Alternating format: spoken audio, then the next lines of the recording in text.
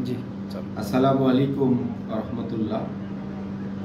আমি শফিকুল ইসলাম বিক্রমপুরি বলছিলাম। আজকে আমরা একটি সফলতার গল্পের মুখোমুখি হয়েছি। আজকে জীবনের সফলতার গল্প বলবেন আমাদের মুন্সিগঞ্জ জেলা তথা বিক্রমপুরের কৃতি সন্তান, নিজের বলার মতো গল্প ফাউন্ডেশনের গর্বিত সদস্য এস.কে. ফরিদ ভাই। তো আসুন আমরা এস.কে. ফরিদ ভাই জীবনের গল্প শুনি। জি, আসসালামু আলাইকুম ওয়া রাহমাতুল্লাহি ওয়া বারাকাতুহু। অসংখ্য ধন্যবাদ আমার প্রিয় ভাই শফিকুল ইসলাম বিক্রমপুরি ভাই আজকে আমাকে আমন্ত্রণ জানিয়েছেন তার অনুষ্ঠানে। এজন্য আমি তাকে আন্তরিকভাবে কৃতজ্ঞতা প্রকাশ করছি এবং ধন্যবাদ জানাচ্ছি ভাইয়াকে।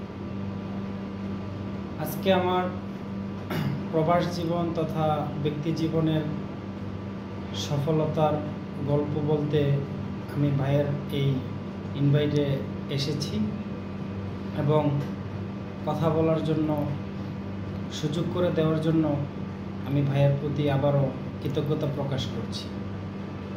জনাব ইকবাল বাহার জাহিদ স্যারের একটা বিশাল প্ল্যাটফর্ম নিজের বলার মতো গল্প ফাউন্ডেশনের চমৎকার যে সেশন হয়ে থাকে, সেই সেশন থেকে আমরা অনেক ভালো কিছু শিখতে পেরেছি এ পর্যন্ত এবং সেটা কাজে লাগানোর চেষ্টা করেছি।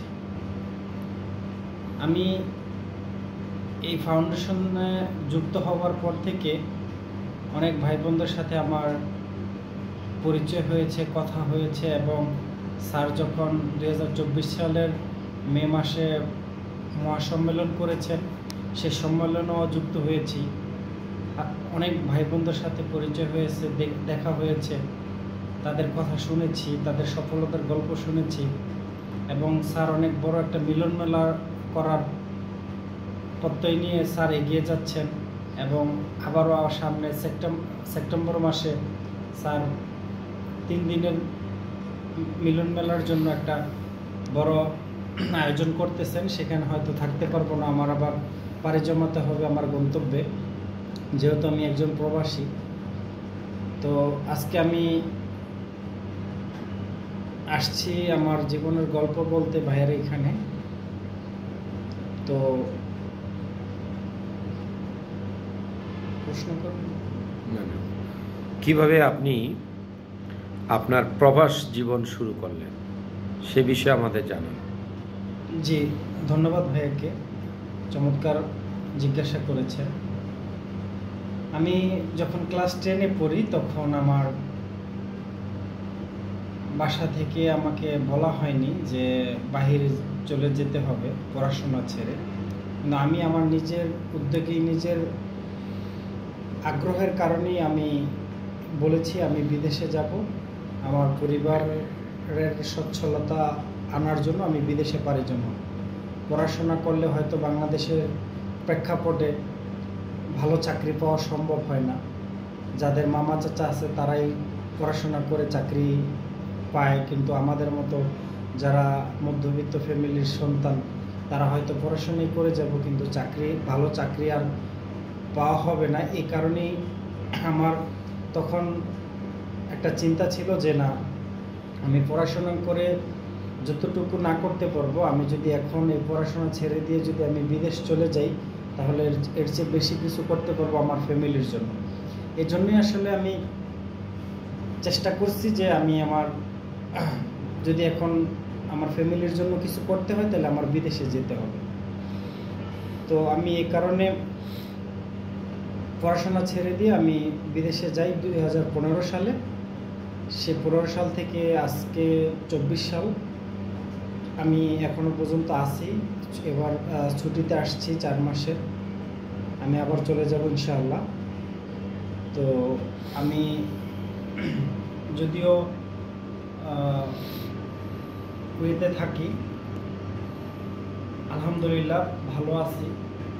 আমি চেষ্টা করেছি সবসময় যে ফ্যামিলির সচ্ছলতা আনার জন্য। তো সেক্ষেত্রে আমি পুরোটা সফল না হতে পারলেও আমি অনেকটা সফল হয়েছি আলহামদুলিল্লাহ। তো আমি জানতে চাই, একটি টেনে পড়া টকবগে যুবক, টিনেজ বলা চলে, সে অবস্থায় আপনি দেশ থেকে বিমানে যখন পাড়ি জমালেন জীবিকার তাগিদে, বিদেশে গিয়ে প্রথম আপনি কি কি কষ্টের সম্মুখীন হলেন সেটা যদি আমাদের দর্শকদের জন্য, যুবকদের জন্য শিক্ষণীয় হয়। জি, ধন্যবাদ ভাইয়া, আপনাকে চমৎকার জিজ্ঞাসা করেছেন। আমি যখন বিমানে উঠে কুয়েতে পাড়ি জমাই, তখন প্রথমত সমস্যা হয়েছে যে আমার কফিল আমাকে রিসিভ করছে। তো ওর সাথে কথা বলা, ইন্ট্রোডিউস করা আমার একটা চ্যালেঞ্জিং ছিল। ওকে আমি কিছু বলতে পারতাম না। ওর ভাষায়, আরবি ভাষায় ও আমাকে অনেক কিছুই বলতো, বাট আমি বুঝতাম না। যাই হোক, তো ও যখন আমার দ্বিতীয় দিন কাজের ক্ষেত্রে নিয়ে যায়, কাজের জায়গায় নিয়ে যায়, তখন একা নিয়ে দিয়ে আসে একটা বাংলোতে। তো তখন আমার কাছে একটু ভয় লাগছিল, এবং আদৌ মানুষ চারপাশে আছে কি না, কোনো বাঙালি ভাই আছে কি না, সেটা জানার খুব আগ্রহ ছিল আমার। যেহেতু আমি ওই সময় বাংলাদেশ থেকে গিয়েছি, আমার হাতে মোবাইল ছিল না। আমার কফিল 1 সপ্তাহ পরে আমাকে মোবাইল এনে দিয়েছিল। তো সেই মোবাইল দিয়ে আমি বাংলাদেশে বাবা মার সাথে যোগাযোগ করেছি। কিন্তু আমার প্রথম অবস্থায় কারোর সাথে যোগাযোগ বা কোনো মানুষ দেখতে পাই নাই। একটা মরুভূমির মধ্যে, বাংলোর মধ্যে আমাকে নিয়ে গেছিল কফিলে। ওইখানে আমি থাকার পরে আস্তে আস্তে তখন